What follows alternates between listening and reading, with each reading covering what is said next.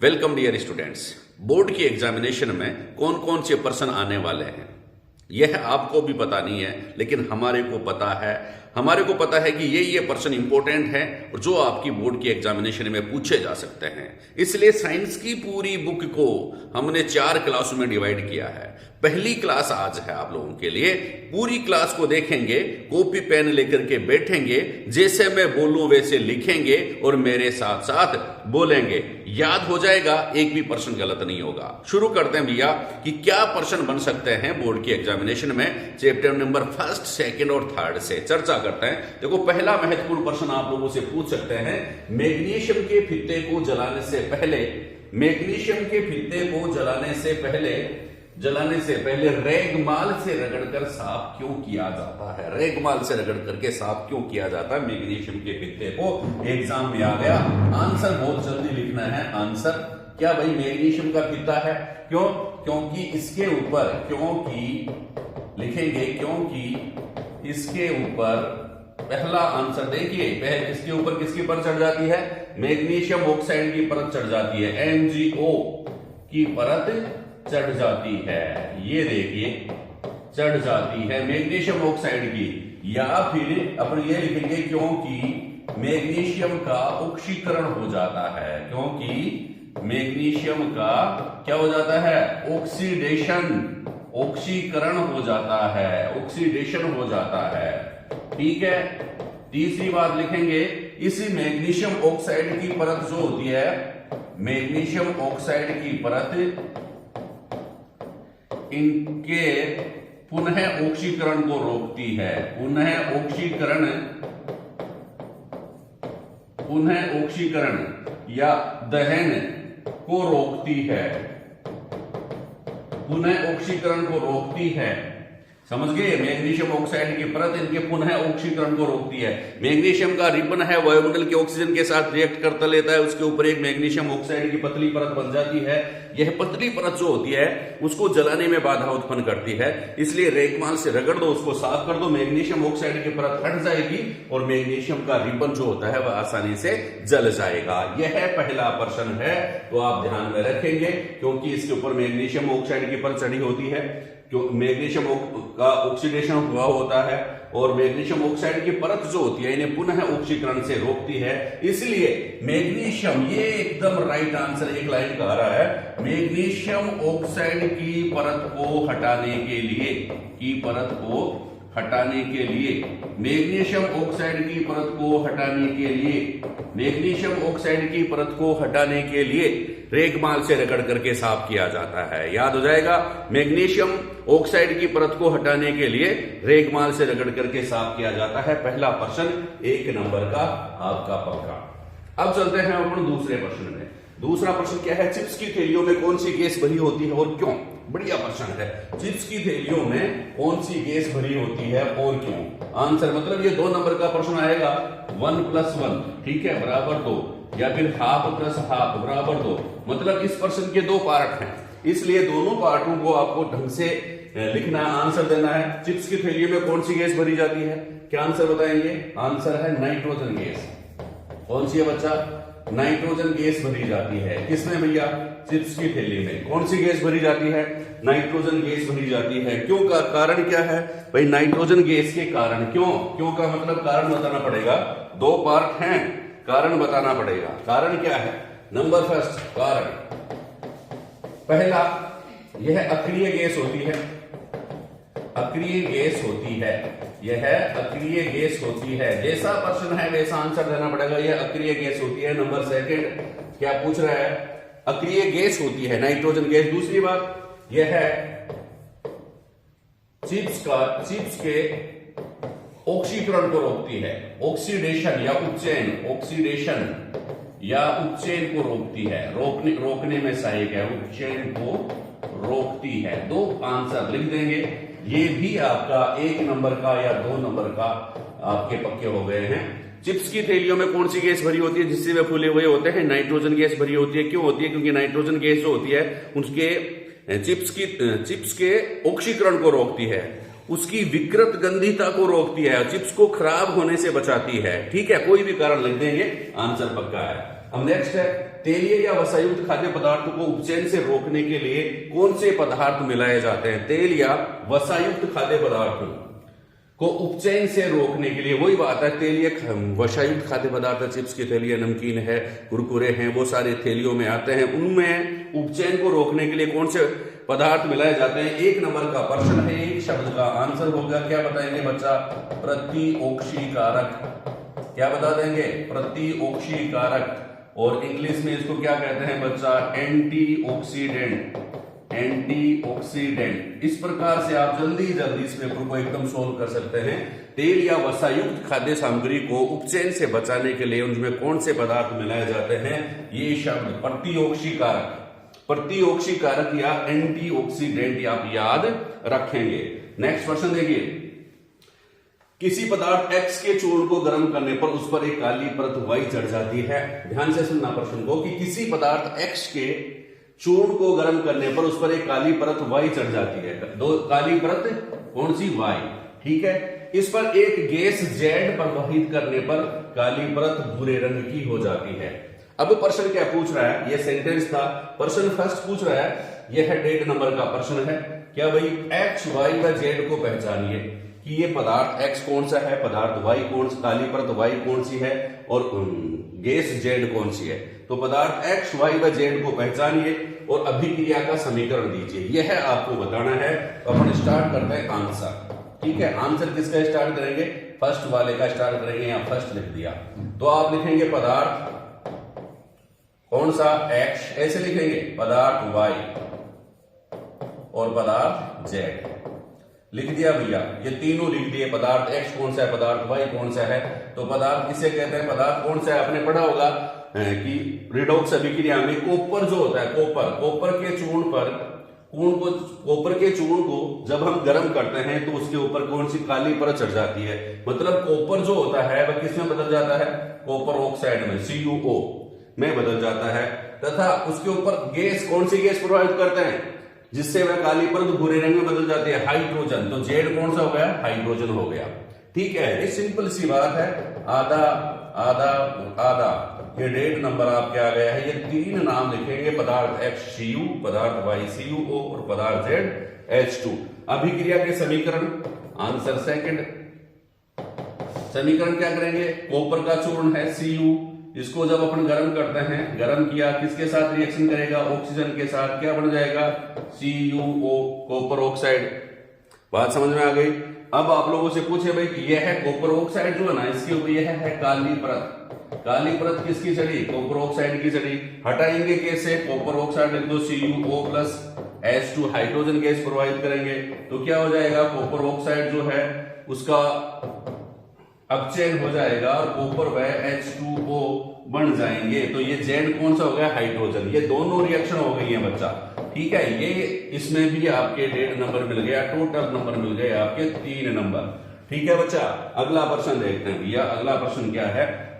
अवक्षेपण अभिक्रिया किसे कहते हैं? समीकरण लिखिए। तो पहले डेफिनेशन लिखेंगे अवक्षेपण अभिक्रिया की। आंसर अवक्षेपण अभिक्रिया। देखिए भैया, प्रश्न आएंगे एग्जाम में, गलत मत कर देना भैया। अवक्षेपण अभिक्रिया कैसे आंसर लिखेंगे?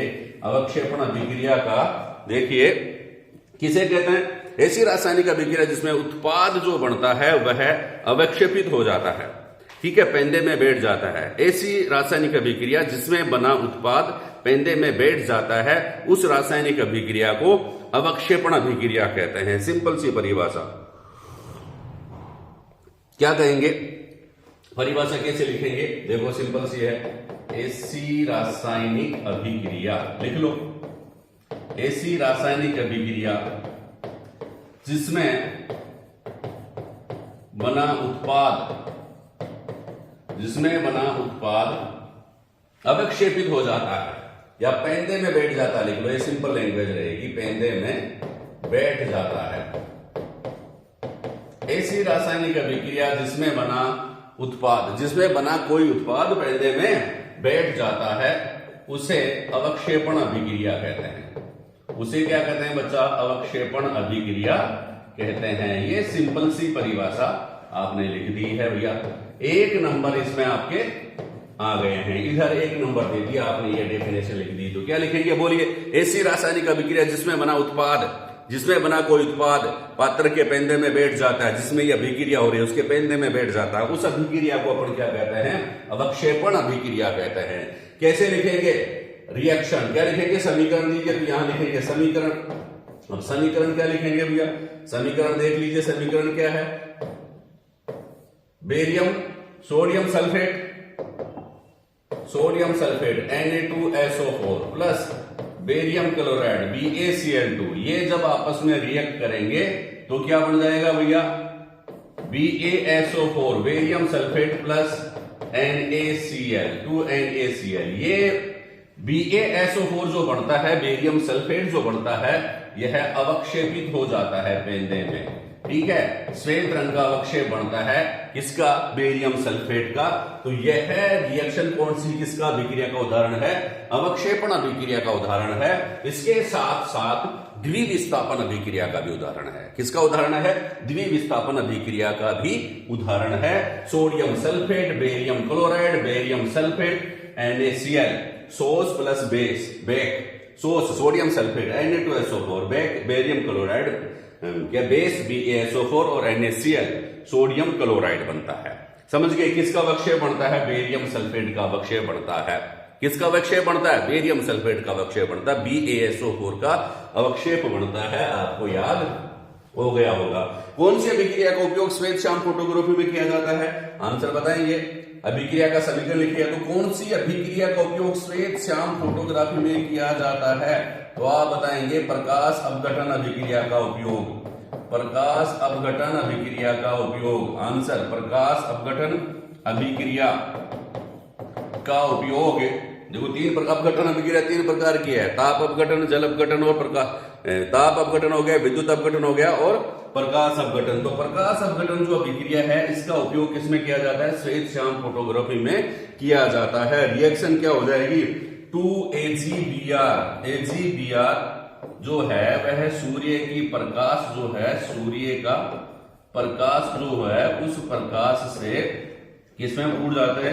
Ag प्लस Br2 किसमें बदल जाता है? Ag प्लस Br2 में टूट जाता है। इस अभिक्रिया का उपयोग जो होता है वह किसमें किया जाता है? श्वेत श्याम फोटोग्राफी में किया जाता है। 6 प्रश्न आपने तैयार कर लिए हैं और देखते हैं भैया बढ़िया प्रश्न कौन कौन से हैं। गर्म करने पर फेरस सल्फेट के क्रिस्टलों का हरा रंग गायब क्यों हो जाता है? 7वां प्रश्न इंपोर्टेंट प्रश्न, गर्म करने पर फेरस सल्फेट के क्रिस्टलों का हरा रंग गायब क्यों हो जाता है?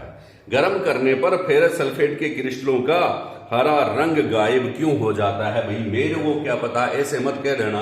1 नंबर का प्रश्न आता है तो आंसर क्या लिखेंगे? पहले देखिए आंसर। फेरस सल्फेट जो होता है उसका हरा रंग क्यों होता है पहले तो ये, और गर्म करने पर गायब क्यों हो जाता है? ठीक है, तो दोनों बातें लिखेंगे। क्या लिखेंगे? आंसर सुंदर सा लिखेंगे, क्योंकि फेरस सल्फेट, देखिए क्योंकि फेरस सल्फेट के क्रिस्टल में 7 जल के अणु पाए जाते हैं। 7 जल के अणु पाए जाते हैं जिनके कारण यह हरा दिखाई देता है। हरा दिखाई देता है। ठीक है भाई, फेरस सल्फेट का जो क्रिस्टल है FeSO4.7H2O, फेरस सल्फेट का जो क्रिस्टल है उसमें 7 जल के अणु पाए जाते हैं। कितने जल के अणु पाए जाते हैं? 7 जल के अणु पाए जाते हैं। ठीक है, लेकिन क्या है फेरस जब जिसके कारण ये हरा दिखाई देता है। फेरस सल्फेट के क्रिस्टल में 7 जल के अणु पाए जाते हैं जिसके कारण ये हरे रंग का दिखाई देता है। लेकिन जब इनको गर्म करते हैं, अब गायब क्यों हो जाता है? गर्म करने पर। लेकिन गर्म करने पर ये 7 जल के अणु, ये 7 जल के अणु वाष्प बनकर के उड़ जाते हैं। वाष्प बनकर उड़ जाते हैं, इसलिए हरा रंग गायब हो जाता है। इसलिए हरा रंग भी उड़ जाता है भैया, इसलिए हरा रंग गायब हो जाता है। एकदम फटाफट आंसर दे देंगे भैया।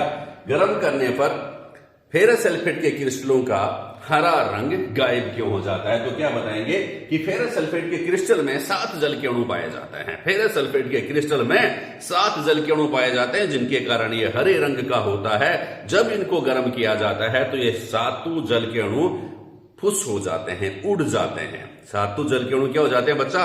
उड़ जाते हैं। और जब जल के अणु उड़ गया, जब हरे रंग का कारण ही उड़ गया, तो भैया हरा रंग भी उड़ गया।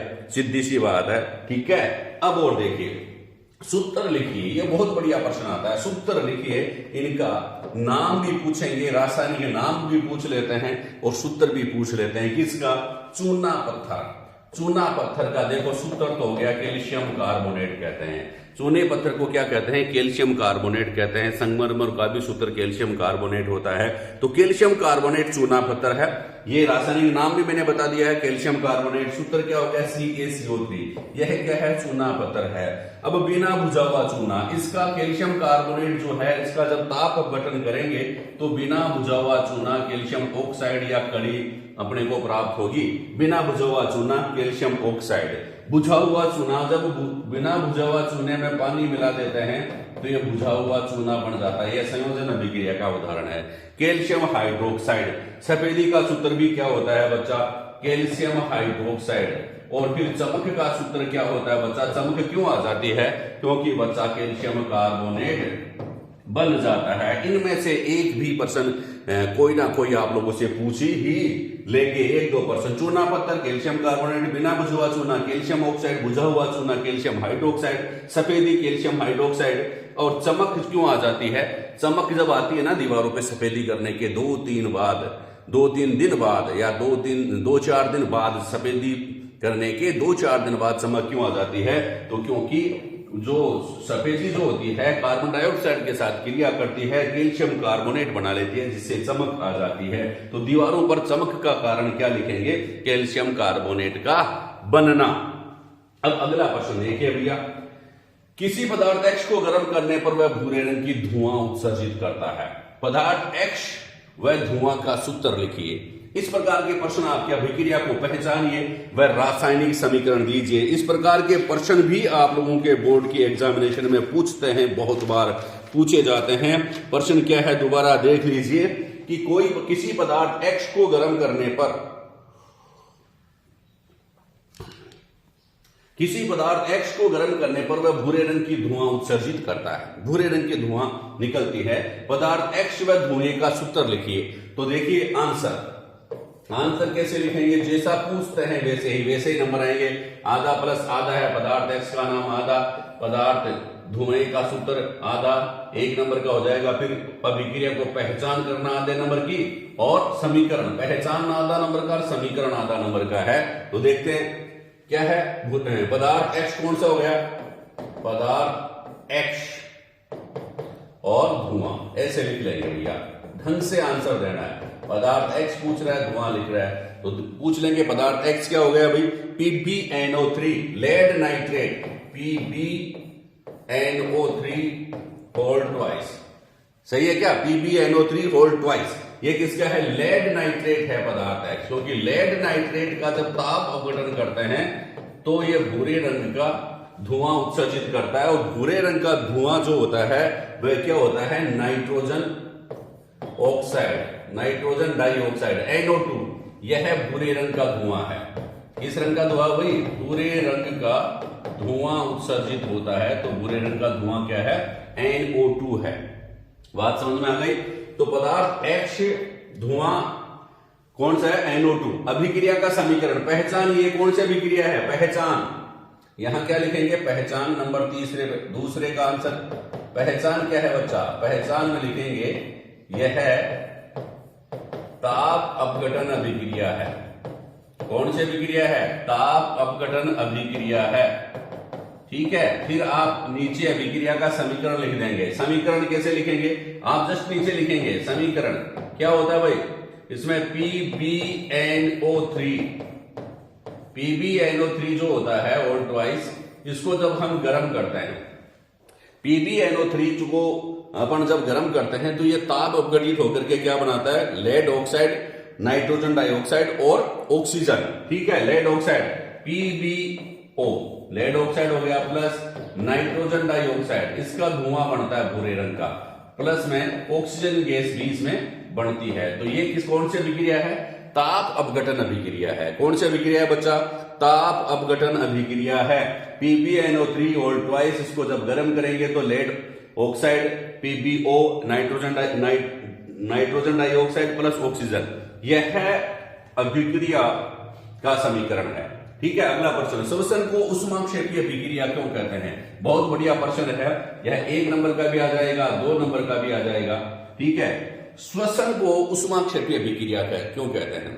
क्योंकि श्वसन में हम ऑक्सीजन गैस ग्रहण करते हैं। क्या आंसर क्या लिखेंगे, आंसर श्वसन को ऊष्माक्षेपीय अभिक्रिया क्यों कहते हैं, तो आंसर क्या हो जाएगा, क्योंकि देखिए 2 लाइन का लिखाऊंगा, इंपॉर्टेंट प्रश्न है, 2 लाइन का बहुत बढ़िया आंसर आपको बताएंगे। क्योंकि श्वसन में हम O2 गैस ग्रहण करते हैं। कौन सी गैस ग्रहण करते हैं, ऑक्सीजन गैस ग्रहण करते हैं।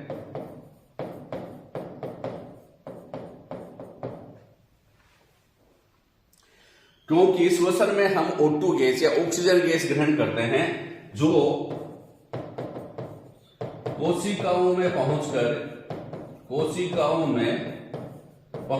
इससे बढ़िया आंसर नहीं मिलेगा आपको, कि क्योंकि श्वसन में हम ऑक्सीजन गैस ग्रहण करते हैं जो कोशिकाओं में पहुंचकर ग्लूकोज का विखंडन करती है, ग्लूकोज का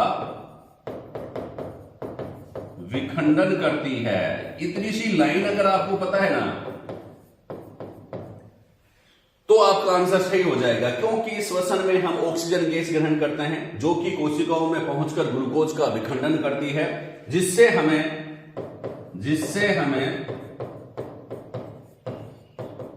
ऊर्जा या ऊष्मा मिलती है। ठीक है, ऊर्जा या ऊष्मा मिलती है, इसलिए श्वसन को हम ऊष्माक्षेपीय अभिक्रिया कहते हैं। इसलिए श्वसन को हम ऊष्माक्षेपीय अभिक्रिया कहते हैं। क्यों भैया? क्योंकि श्वसन में हम ऑक्सीजन गैस ग्रहण करते हैं, यह ऑक्सीजन गैस कोशिकाओं में पहुंचकर ग्लूकोज को विखंडन करती है, और जब ग्लूकोज का विखंडन होता है तो कार्बन डाइऑक्साइड जल तो बनता ही बनता है, उसके साथ में अपने को ऊर्जा भी मिलती है विभिन्न कार्यों को करने के लिए। इसलिए हम श्वसन को ऊष्माक्षेपीय अभिक्रिया कहते हैं। लिख सकते हैं समीकरण भी। समीकरण कैसे लिख देंगे भैया? लिखो भैया, समीकरण में लिख दो। कोई कहेगा कि समीकरण नहीं लिखा, C6H12O6 ये ग्लूकोज है, इसके साथ रिएक्शन करेगी ऑक्सीजन। ठीक है, तो क्या बन जाएगा भाई? कार्बन डाइऑक्साइड बनेगा, जल बनेगा और ऊर्जा। ठीक है, ऊर्जा मिलेगी अपने को, ऊष्मा या ऊर्जा। ऐसी रासायनिक अभिक्रिया जिसमें ऊष्मा या ऊर्जा बाहर निकले उसको अपन क्या कहते हैं? ऊष्माक्षेपी अभिक्रिया कहते हैं। तो आप 6 इनके लगा दो, 6O2 6CO2 6H2O। ठीक है, इस प्रकार ये संतुलित हो गया। तो यह समीकरण भी हो गया है कि श्वसन को हम ऊष्माक्षेपी अभिक्रिया क्यों कहते हैं? क्योंकि श्वसन में हम ऑक्सीजन गैस ग्रहण करते हैं, यह कोशिकाओं में जाती है और ग्लूकोज को तोड़ आती है, ग्लूकोज का विखंडन कर देती है, जिससे कार्बन डाइऑक्साइड जल तो बनता ही बनता है, और लेकिन जिससे हमें ऊर्जा या ऊष्मा प्राप्त होती है। तो इसलिए श्वसन को हम ऊष्माक्षेपीय अभिक्रिया कहते हैं। नेक्स्ट चलते हैं भैया, सफेदी करने के 2-3 बाद दीवारों पर चमक क्यों आ जाती है? बढ़िया प्रश्न है। सफेदी करने के 2-3 दिन बाद दीवारों पर चमक क्यों आ जाती है? आंसर क्या लिखेंगे? 2-3 दिन बाद चमक क्यों आती है भैया? आंसर देखिए, सफेदी करने के 2-3 दिन बाद दीवारों पर चमक क्यों आ जाती है? क्योंकि सफेदी जो होती है ना, सफेदी क्योंकि देखो सिंपल सा आंसर तो बता देता हूं पहले। क्योंकि सफेदी जो होती है, सफेदी का सूत्र क्या होता है? CaOH (2). सफेदी वायुमंडल की CO2 के साथ धीरे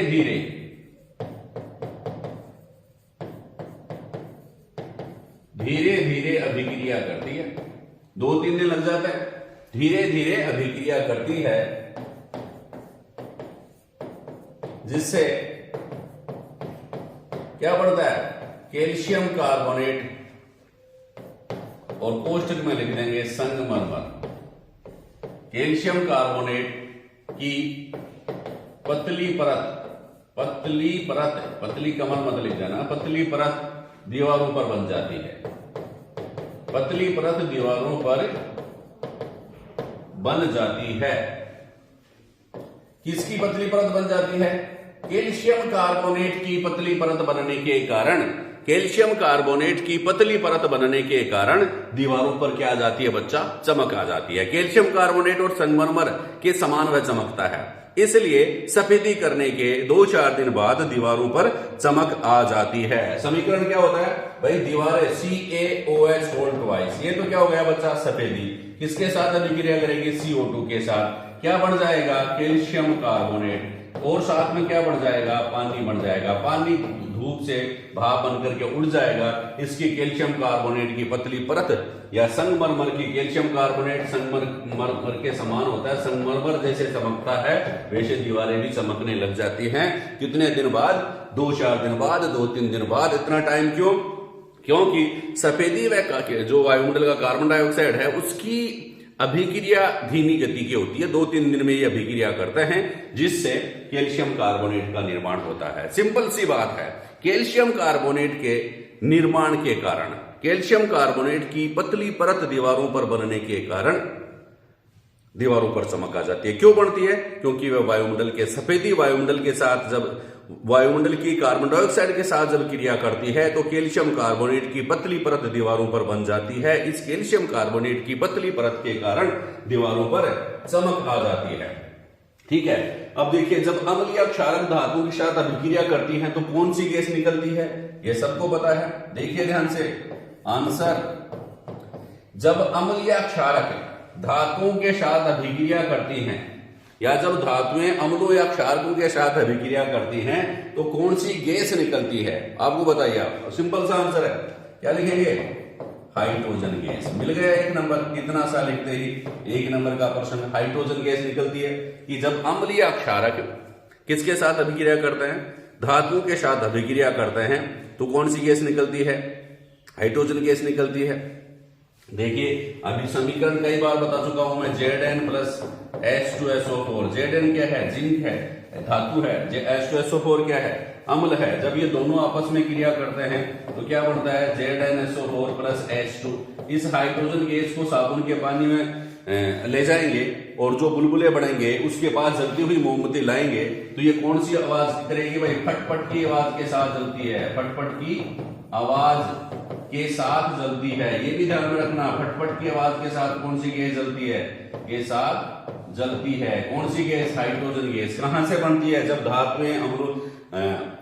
धातुएं अम्लों के साथ अभिक्रिया करती हैं, जब क्षारक अम्लों के साथ अभिक्रिया करते हैं तो कौन सी गैस निकलती है भाई? हाइड्रोजन गैस निकलती है। और ये हाइड्रोजन गैस के बुलबुले जो होते हैं ना, वो फटफट की आवाज के साथ जलते हैं। ठीक है। नेक्स्ट देखिए, महत्वपूर्ण प्रश्न 13वां आप लोगों के लिए, कि सोडियम जिंकेट का सूत्र लिखिए। अरे भैया, सोडियम जिंकेट का सूत्र इंपॉर्टेंट है, बहुत बार पूछा जाता है। सोडियम जिंकेट ध्यान में रखना। Sodium zincate, sodium zincate, sodium zincate. तो याद कैसे करेंगे?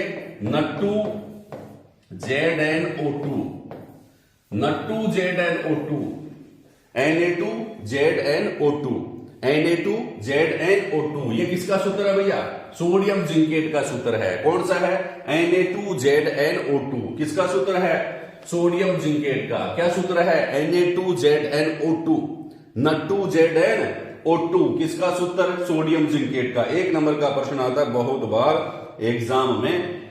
अब देखो नेक्स्ट प्रश्न है, CO2 गैस को चूने के पानी में प्रवाहित करने पर चूने का पानी दूधिया क्यों हो जाता है? CO2 गैस है, कार्बन डाइऑक्साइड गैस, चूने के पानी में प्रवाहित करते हैं तो चूने का पानी दूधिया क्यों हो जाता है? समीकरण लिखिए, समीकरण लिखिए। चूने का पानी जो होता है, CO2 गैस, चूने का पानी। चूने का पानी क्या होता है? वही बात होगी दीवारों पर चमक क्यों आ जाती है, वही बात है भाई। चूने का पानी का मतलब क्या है? Calcium hydroxide, CaOH whole twice. Sorry ध्यान से देखना, CO2 गैस और किसमें भेज रहे हैं इस कार्बन डाइऑक्साइड को? चूने के पानी में।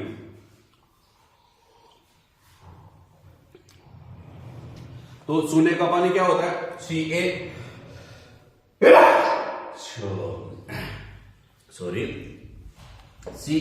Whole twice. ये क्या है? चूने का पानी।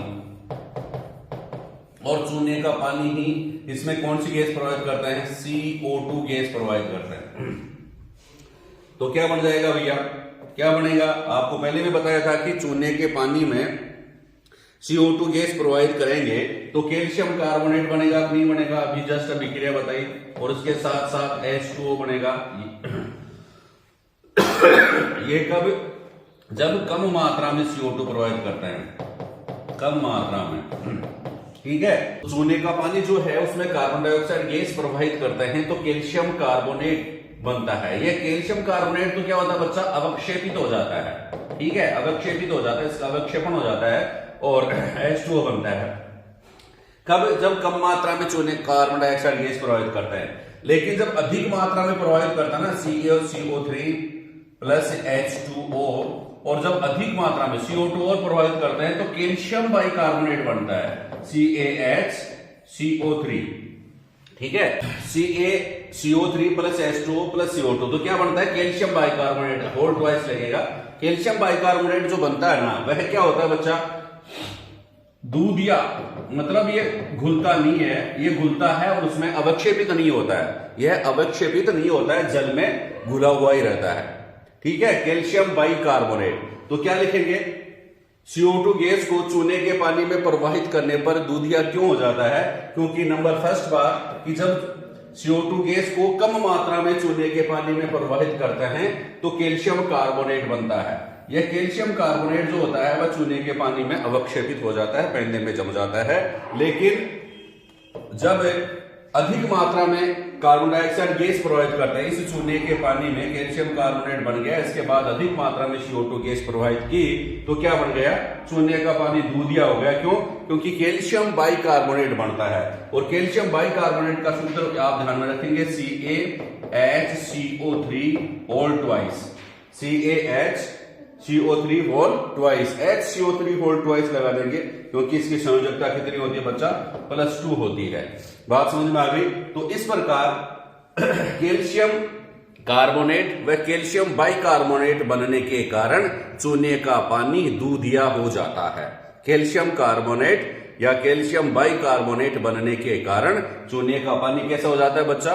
दूधिया हो जाता है। ये खास बात है। अगला प्रश्न देखिए, ग्लूकोज व एल्कोहल का विलयन विद्युत धारा का चालन क्यों नहीं करता? ग्लूकोज व एल्कोहल का विलयन विद्युत धारा का चालन क्यों नहीं करता? क्योंकि आंसर, क्योंकि ये विलयन में आयनित नहीं होते हैं, आयनित नहीं होते हैं, आयनित नहीं होते हैं, ये ध्यान में रखना। या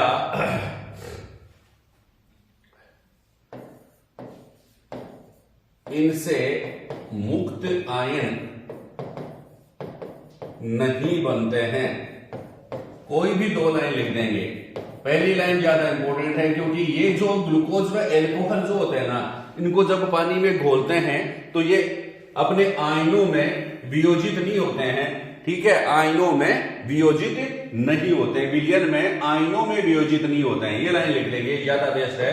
आयनों में, धनायनों या ऋणायनों में, आयनों में वियोजित नहीं होते हैं।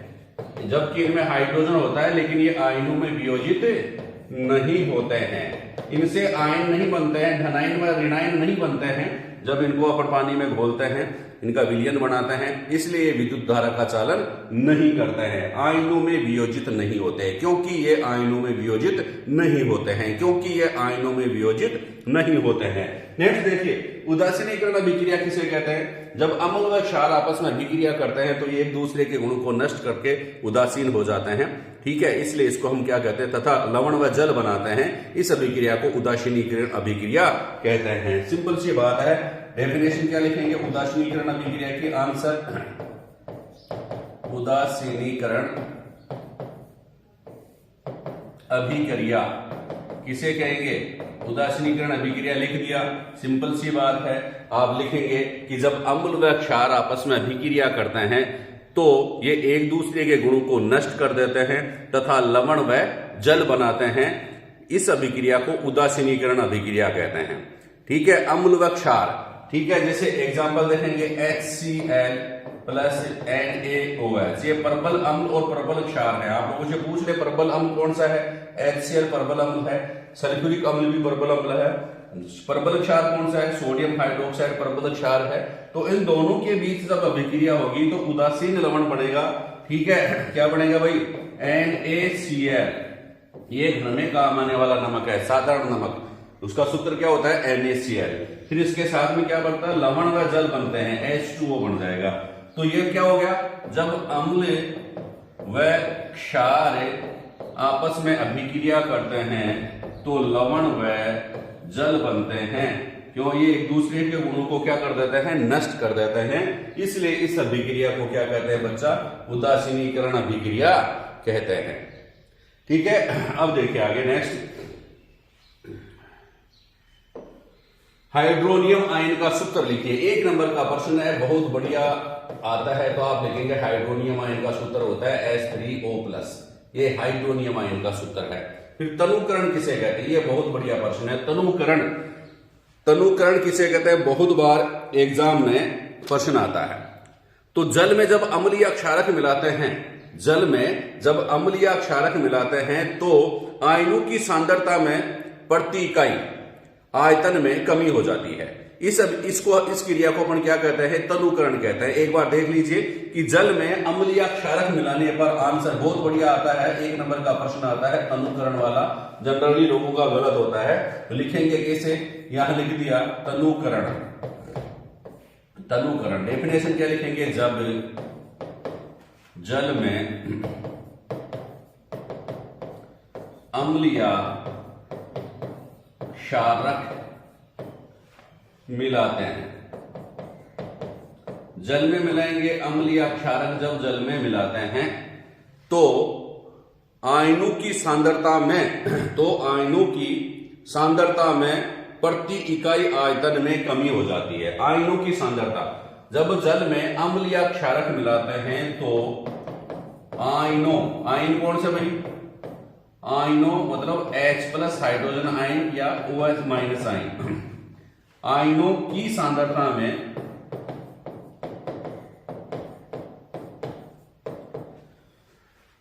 जब जल में अम्ल या क्षारक मिलाते हैं तो आयनों की सांद्रता में प्रति इकाई आयतन में कमी हो जाती है। प्रति इकाई आयतन में कमी हो जाती है। इसे तनुकरण कहते हैं। डाइल्यूशन कहते हैं, तनुकरण कहते हैं। ये सिंपल सी परिभाषा 1 नंबर आपको देकर के जाएगी। हाइड्रोनियम आयन का सूत्र H3O+, 1 नंबर देके जाएगा। जब जल में अम्ल या क्षारक मिलाते हैं, जब जल में अम्ल या क्षारक मिलाते हैं तो इनके आयनों, H+ आयन अम्ल का आयन है, OH- आयन क्षारक का आयन है, इनके आयनों की सांद्रता में प्रति इकाई आयतन में कमी हो जाती है। इसे हम क्या कहते हैं? तनुकरण कहते हैं। इसे हम क्या कहते हैं बच्चा? तनुकरण कहते हैं। क्या कहते हैं? तनुकरण, डाइल्यूशन कहते हैं। 1 नंबर का प्रश्न आता है। अब और देखिए नेक्स्ट, पीएच स्केल द्वारा क्या ज्ञात किया जाता है? बहुत बढ़िया प्रश्न आता है। क्या ज्ञात किया जाता है भाई पीएच स्केल? मतलब प्रश्न थोड़ा सा घुमा दिया है। पीएच स्केल किसे कहते हैं? प्रश्न ये नहीं है, प्रश्न ये है कि पीएच स्केल द्वारा क्या ज्ञात किया जाता है। तो आप क्या बताएंगे? हाइड्रोजन आयनों की सांद्रता विलयन के, किसी विलयन के आंसर लिखो, आंसर लिख दिया, किसी विलयन में उपस्थित हाइड्रोजन आयनों की सांद्रता ज्ञात की जाती है। हाइड्रोजन आयनों H+ हाइड्रोजन आयनों की सांद्रता ज्ञात की जाती है। सांद्रता ज्ञात की जाती है। पीएच स्केल द्वारा क्या ज्ञात किया जाता है कि किसी विलयन में उपस्थित हाइड्रोजन आयनों की सांद्रता ज्ञात की जाती है। आप लोगों से पूछते हैं पीएच स्केल किसे कहते हैं, तो बताते हैं ना, किसी विलयन में उपस्थित हाइड्रोजन आयनों की सांद्रता ज्ञात करने के लिए जो पीएच स्केल बनाया जाता है, जो स्केल बनाया गया है, उसको अपन क्या कहते हैं, पीएच स्केल कहते हैं। तो क्या ज्ञात करते हैं, हाइड्रोजन आयनों की सांद्रता ज्ञात करते हैं बच्चा। कौन से आयनों की, हाइड्रोजन आयनों की सांद्रता ज्ञात करते हैं। किसके द्वारा, पीएच स्केल के द्वारा। किसके द्वारा, पीएच स्केल के द्वारा। अब कई बार पूछ लेते हैं कि इनका पीएच लिखिए, आपको याद होना चाहिए, इनका पीएच याद होना चाहिए। देखिए जठरस का पीएच कितना होता है, 1.2 होता है। जठरस का पीएच कितना होता है, 1.2 होता है। तुलना करवा लेंगे कॉलम बना करके, तो आप याद कर लो। जठरस का पीएच 1.2, नींबू के रस का पीएच 2.2, शुद्ध जल का पीएच कितना होता है, सब जानते हैं, शुद्ध जल का पीएच 7.0 उदासीन होता है। ठीक है ना, अम्लीय ना क्षारीय। शुद्ध जल किस प्रकार का होता है, उदासीन होता है। पीएच होता है 7.0। ठीक है, ये 0 मत कर देना, उदासीन होता है। तो रक्त का पीएच कितना होता है, 7.4। 7.4 किसका पीएच होता है, 7.4 रक्त का पीएच होता है, आंशिक क्षारीय होता है। ठीक है, मिल्क ऑफ मैग्नीशिया जो होता है उसका पीएच होता है 10।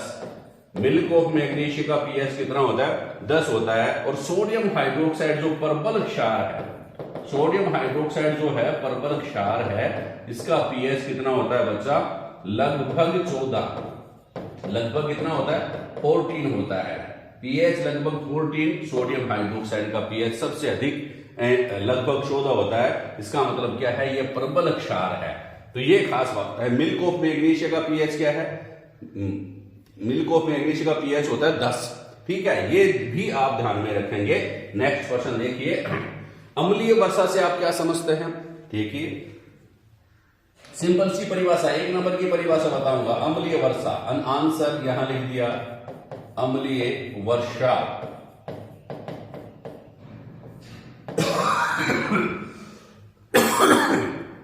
सॉरी, किसे कहेंगे अम्लीय वर्षा भाई, डेफिनेशन क्या होगी, अम्लीय वर्षा की परिभाषा क्या होगी कि ऐसी वर्षा, ऐसे लिख देंगे सिंपल सी, बहुत सारी बातें अम्लीय वर्षा के बारे में। ऐसी वर्षा जिसके जल का पीएच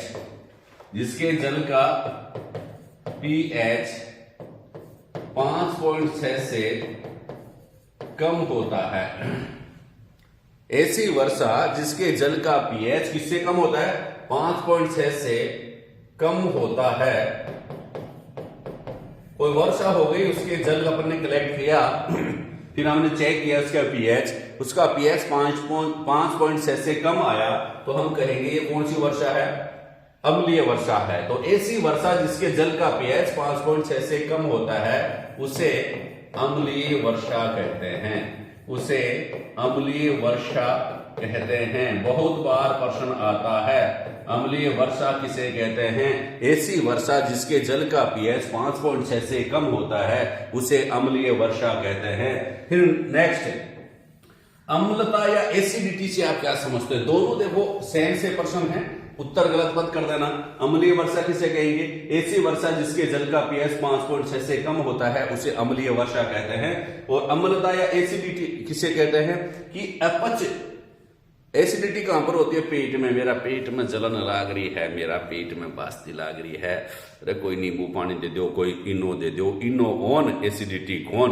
तो कई बार क्या होता है, पेट में जलन होने लग जाती है। कभी शादी विवाह के समारोह चल रहे हैं, जीवने फिरने में लगे रहते हैं, तो अपच की स्थिति हो जाती है। उदर में किसकी स्थिति हो जाती है, अपच में, अपच की, पचता नहीं है खाना।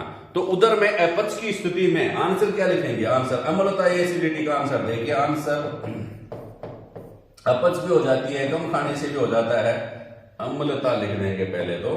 अम्लता इंग्लिश में क्या कहते हैं बच्चा, एसिडिटी, एसिडिटी, ठीक है, एसिडिटी हो गई। कई बार, बहुत बार ऐड आता है टीवी में, खाते हम है ऐड टीवी वाला देता है, ठीक है, और कमाई और कोई करता है अपने खान पान में कमी के कारण। तो क्या लिखेंगे, अपच की स्थिति में, अपच की स्थिति में, एक तो अपच की स्थिति होती है, कई बार खाली पेट भी हो जाता है। अपच की स्थिति में उदर में, उदर का मतलब पेट में, उदर में, उदर का मतलब होता है पेट में, और पेट का मतलब क्या होता है, अमाशय। सारी चीज लिखी, उदर में, पेट में या अमाशय में, अमाशय में अत्यधिक मात्रा में,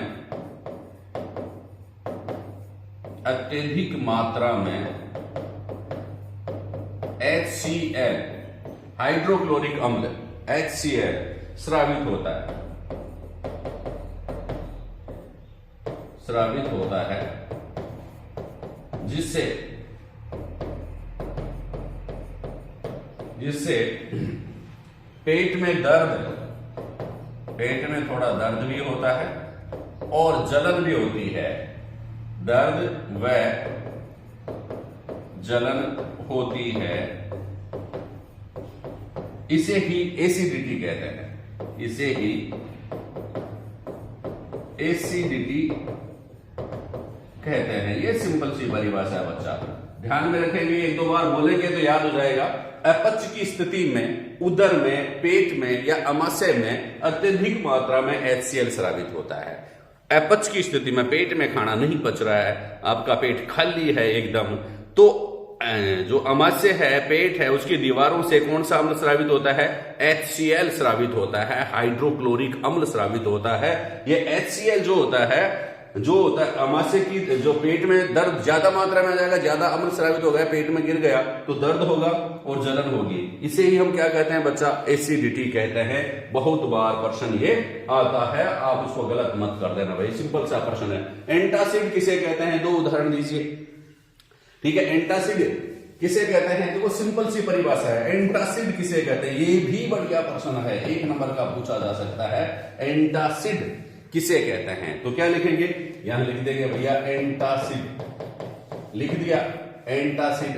परिभाषा क्या हो जाएगी, एसिडिटी दूर करने वाले पदार्थों को एंटासिड कहते हैं। क्या लिखेंगे, सिंपल सी बात है, एसिडिटी या अम्लता, एसिडिटी दूर करने वाले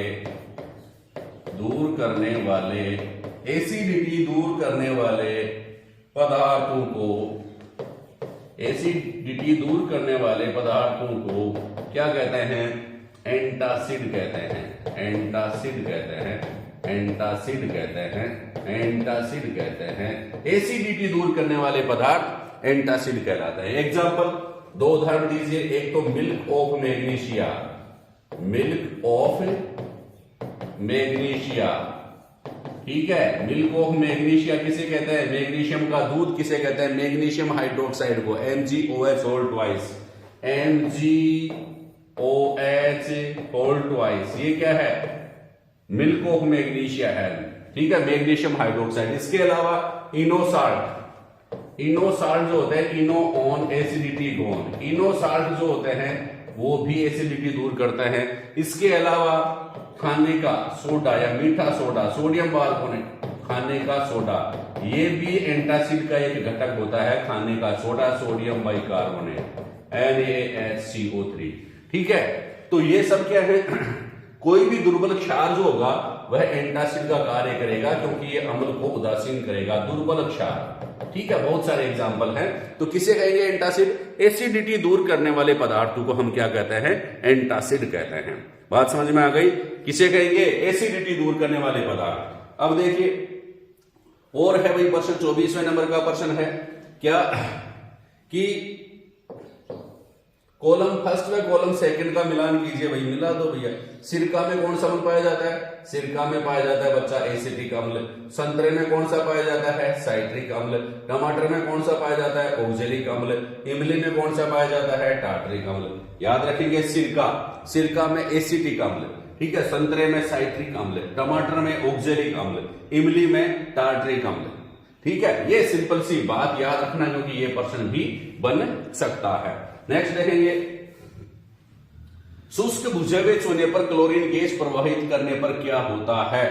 जब शुष्क बुझा हुआ चूना है उसके ऊपर हम क्लोरीन गैस प्रवाहित करें तो क्या बनता है? ये सिंपल सा प्रश्न बहुत बार पूछ रहे हैं। शुष्क बुझे हुए चूने पर क्लोरीन गैस प्रवाहित करने पर क्या बनता है? शुष्क बुझा हुआ चूना, देखिए शुष्क बुझा हुआ चूना, आंसर समीकरण से ही समझा देता हूं। शुष्क बुझा हुआ चूना क्या होता है? CaOH whole twice. ये बुझा हुआ चूना है, इसमें बिल्कुल सूखा हुआ हो तो उसको शुष्क बुझा हुआ चूना कहेंगे। इसके ऊपर अपन क्लोरीन गैस प्रवाहित कर देंगे तो क्या बन जाएगा? CaOCl2। ये क्या बनता है? Calcium oxychloride. क्या बनता है भाई? कैल्शियम ऑक्सी, या हाइपो भी लिख सकते हैं, कैल्शियम ऑक्सीक्लोराइड। कैल्शियम ऑक्सीक्लोराइड बनता है बच्चा, ध्यान रखना, calcium oxychloride CaOCl2, CaOCl2 calcium hypochloride बनता है, प्लस H2O। कैल्शियम शुष्क बुझे हुए चूने पर क्लोरीन गैस प्रवाहित करने पर कैल्शियम ऑक्सीक्लोराइड बनता है, जिसे क्या कहते हैं बच्चा? विरंजक चूर्ण भी कहते हैं। विरंजक चूर्ण भी बनता है, ये भी लिख सकते हैं, जिसे विरंजक चूर्ण कहते हैं। और ये भी पूछ सकते हैं विरंजक चूर्ण बनाने की विधि लिखिए। तो विरंजक चूर्ण की बनाने की विधि क्या है? जब शुष्क बुझे हुए चूने पर क्लोरीन गैस प्रवाहित करते हैं, जब शुष्क बुझे हुए चूने पर क्लोरीन गैस प्रवाहित करते हैं तो क्या बनता है? विरंजक चूर्ण बनता है, कैल्शियम ऑक्सीक्लोराइड बनता है। Calcium oxychloride, calcium hypochloride, CaOCl2 जो होता है वह ही विरंजक चूर्ण होता है। ध्यान में रखेंगे। बेकिंग पाउडर किन किन का मिश्रण होता है? बेकिंग पाउडर किन किन खाद्य पदार्थों का मिश्रण होता है? क्वेश्चन नंबर 26 इंपॉर्टेंट प्रश्न है। बेकिंग पाउडर किन किन खाद्य पदार्थों का मिश्रण होता है? तो किन किन का होता है भाई? Baking soda, baking soda, baking soda, baking soda, number 1 baking soda. ठीक है, आंसर क्वेश्चन नंबर 26 है। बेकिंग पाउडर किन किन पदार्थों का मिश्रण होता है? बेकिंग सोडा प्लस कोई दुर्बल क्षार, कोई भी दुर्बल क्षार, बेकिंग सोडा प्लस दुर्बल क्षार का मिश्रण होता है। बेकिंग सोडा, बेकिंग पाउडर जो होता है बेकिंग सोडे प्लस दुर्बल क्षार का मिश्रण होता है। बेकिंग सोडा क्या होता है? Sodium by carbonate. Sodium by carbonate जो होता है, खाने का सोडा जो होता है उसे अपन बेकिंग सोडा कहते हैं। खाने का सोडा, मीठा सोडा, सोडियम बाई कार्बोनेट, उसको अपन क्या कहते हैं? बेकिंग सोडा कहते हैं। क्या कहते हैं बच्चा? बेकिंग सोडा कहते हैं। किसका मिश्रण होता है? Baking soda, baking powder, baking सोडे व दुर्बल क्षार। जैसे दुर्बल क्षार का एग्जांपल क्या देखेंगे? टार्टरिक अम्ल। टार्टरिक अम्ल जो होता है, टार्टरिक अम्ल, टार्टरिक अम्ल किसमें पाया जाता है? इमली में पाया जाता है। तो बेकिंग सोडा जो वह दुर्बल क्षार का जो मिश्रण होता है वह होता है बेकिंग पाउडर। 1 नंबर का प्रश्न आप लोगों से पूछ सकते हैं। कितने नंबर का भाई? 1 नंबर का प्रश्न आप लोगों से पूछा जा सकता है कि बेकिंग पाउडर जो होता है वह किसका मिश्रण होता है? तो क्या बताएंगे? बेकिंग सोडे व किसी दुर्बल क्षार का। बेकिंग सोडा कौन सा होता है? Sodium by carbonate. दुर्बल क्षार में क्या बताएंगे? टार्टरिक अम्ल। ठीक है, आंसर आपका पक्का। नेक्स्ट देखेंगे भैया, पाव रोटी या ब्रेड या केक। 3 चीज है। ब्रेड, पाव रोटी को ब्रेड भी कहते हैं, और केक जो होते हैं ना वह मुलायम व स्पंजी क्यों होता है? ठीक है, क्योंकि पाव रोटी, ब्रेड, केक, ब्रेड मान लीजिए, आंसर देखो इसका बहुत बढ़िया आंसर अपने को लिखना है, क्योंकि पाव रोटी या ब्रेड या केक जो होते हैं, ठीक है, उसको बनाने के लिए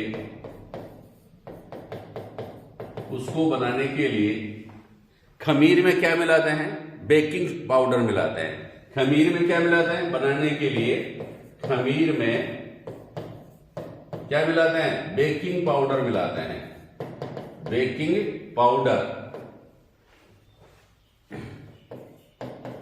एक लाइन तो ये बेकिंग पाउडर मिलाते हैं, ये लाइन ध्यान से देखना भाई, क्योंकि पाव रोटी या जो ब्रेड जो होती है उसको बनाने के लिए खमीर में क्या मिलाते हैं? बेकिंग पाउडर मिलाते हैं। ये बात समझ गए। और उसके बाद क्या होता है? जब इसको गरम करते हैं तो CO2 गैस निकलती है। कौन सी गैस निकलती है? CO2 गैस निकलती है। इस CO2 गैस के कारण खमीर फूल जाता है। इस CO2 गैस के कारण, CO2 गैस के कारण खमीर फूल जाता है। खमीर ऊपर उठ जाता है या फूल जाता है या उसके ऊपर छिद्र हो जाते हैं। इसके ऊपर क्या हो जाते हैं बच्चा? छिद्र हो जाते हैं।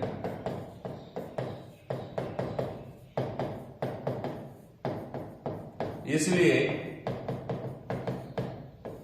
ये मुलायम व स्पंजी होते हैं।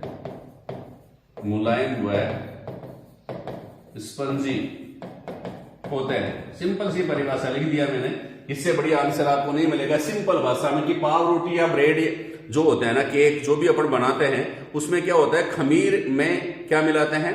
बेकिंग पाउडर मिलाते हैं। खमीर में जब बेकिंग पाउडर मिलाते हैं और जब इसको अपन गर्म करते हैं तो बेकिंग पाउडर जो होता है उससे कार्बन डाइऑक्साइड गैस निकलती है। ये कार्बन डाइऑक्साइड गैस से क्या होता है? खमीर बाहर उठ जाता है या फूल जाता है या खमीर में छिद्र हो जाते हैं, छोटे छोटे बहुत सारे। जैसे ब्रेड में छोटे छोटे छिद्र होते हैं ना, कार्बन डाइऑक्साइड गैस के कारण ही होते हैं, छिद्र हो जाते हैं, जिससे ये क्या हो जाता है? मुलायम व स्पंजी हो जाता है। क्या हो जाता है बच्चा? मुलायम व स्पंजी हो जाता है। ठीक है, इसलिए यह क्या होता है? ब्रेड, केक या मुलायम व स्पंजी होते हैं। अभिक्रिया भी आप इसको लिख सकते हैं कि इसमें क्या होता है? बेकिंग पाउडर मिलाते हैं ना, बेकिंग पाउडर और अम्ल, जो बेकिंग पाउडर जो होता है वो खाने का सोडा होता है ना, NaHCO3, उसका प्लस कोई अम्ल जो होता है उसका मिश्रण होता है, दुर्बल अम्ल का। तो इसमें होगा क्या? जब इसको हम बेकिंग पाउडर मिलाए हुए किसी चीज को जब अपन गर्म करेंगे तो क्या होगा बच्चा? कि इसमें से कार्बन डाइऑक्साइड गैस निकलेगी। क्या निकलेगी? कार्बन डाइऑक्साइड गैस, CO2 निकलेगी, H2O बनेगा और अम्ल का कोई लवण बनेगा, कोई जो दुर्बल अम्ल है ना उसका लवण बन जाएगा, जो भी दुर्बल अम्ल इसमें है। तो ये कार्बन डाइऑक्साइड गैस जो होती है ना, उस ब्रेड की, उस केक की में क्या कर देती है? निकलती है ना। गैस जब भी निकलेगी तो छोटे छोटे छिद्र कर देगी, ठीक है ना, जिससे वह खमीर ऊपर उठ जाएगा, छोटे छोटे छिद्र हो जाएंगे। दोनों ही कारणों से वह क्या हो जाती है बच्चा? मुलायम व स्पंजी हो जाती है। तो ये रिएक्शन भी आप लोग लिख सकते हैं। ठीक है, अब देखिए नेक्स्ट क्वेश्चन है आप लोगों के। कौन सा प्रश्न है भैया? प्रश्न है क्रिस्टलन जल से आप क्या समझते हैं? कोई 4 उदाहरण दीजिए। क्रिस्टलन जल से आप क्या समझते हैं? कोई 4 उदाहरण दीजिए। 28% जो है ये आपके हैं आंसर। क्रिस्टलन जल से आप क्या समझते हैं? कोई 4 उदाहरण दीजिए। क्रिस्टलन जल, आंसर कैसे लिखेंगे? क्रिस्टलन जल लिख दिया तो क्या लिखेंगे? किसी लवण के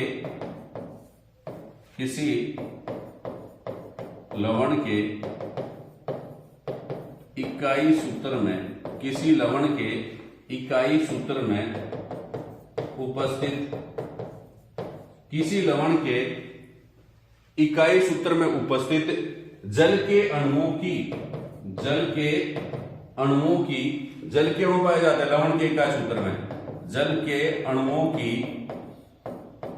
निश्चित संख्या, जल के अणुओं की निश्चित संख्या पाई जाती है कि ये लवण है, इसमें इतने जल के अणु पाए जाते हैं। जल के अणुओं की निश्चित संख्या, किसी लवण के इकाई सूत्र में उपस्थित जल के अणुओं की निश्चित संख्या को अपन क्या कहते हैं? क्रिस्टलन जल कहते हैं।